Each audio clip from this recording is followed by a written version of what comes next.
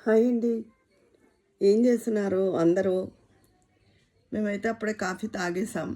హ్మ్. అయితే ఒక ముఖ్యమైన విషయం చెప్దాం అనుకుంటున్నానండి.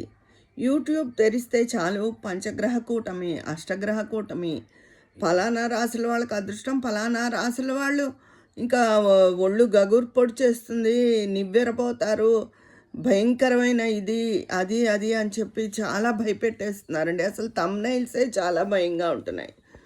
నేను కొన్ని కామెంట్స్ చూసా. వాళ్ళు చాలా మాకెప్పుడు ఇంతేనా? అయ్యో! ఇలా చెప్పారు గురువుగారు, ఇలా అని చెప్పి కొంతమంది ఏడుపు ఎమోజీస్ కూడా పెట్టారు.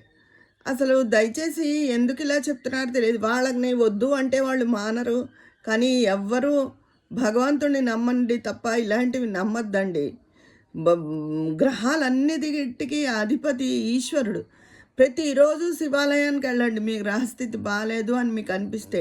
లేతే శివాష్టకం చదువుకోండి. శివుడికి పూజ చేసుకోండి.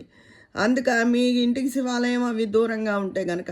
అంతేగాని ఇలాంటివి విని నమ్మడం మన మైండ్ సెట్ మారిపోతుంది.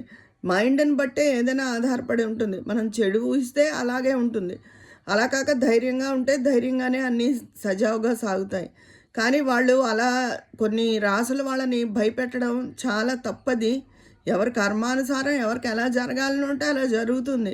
ముందు వీళ్ళు ఇలా చెప్పేస్తే దాన్ని తప్పించగలరా వీళ్ళు? నిజంగా అలాగే రాసి పెట్టుంటే తప్పించేస్తారా? ఏవో రెమెడీస్ చెప్పేస్తారు. నిజంగా రాసి పెట్టుంటే అయిపోతుందా? భగవంతుడిని పూజించాలి, గ్రహాలకు శాంతి చేయించుకోవాలన్నది అందరికీ తెలిసిన విషయమే. కానీ థంబ్‌నెయిల్స్ మాత్రం అతి భయంకరంగా పెట్టి అందరినీ భయపెట్టేస్తున్నారండి. దయచేసి ఎవ్వరూ భయపడద్దు. అందరూ భగవంతుడి మీద భారం వేసి భగవంతుడిని ధ్యానించుకోండి ఎక్కువ. అంతేగాని ఇలాంటివి మాత్రం సోషల్ మీడియా ఎవరి వ్యక్తిగత జాతకం వేరు. అంతేగాని మూకుమ్మడిగా పలానా రాసుల వాళ్ళకి ఇలాగా, పలానా రాసుల వాళ్ళకి ఇలాగా అన్నది అసలు అవి జరగవు. ఎవరి వ్యక్తిగత జాతకాన్ని బట్టే జీవితం ఉంటుంది. అందుకని వాటిల్ని ఆధారం చేసుకుని మీరు నడవండి తప్ప ఇలాంటివన్నీ నమ్మద్దు. దయచేసి అందరికీ నేను చెప్పేది ఇదే. ఉంటాను.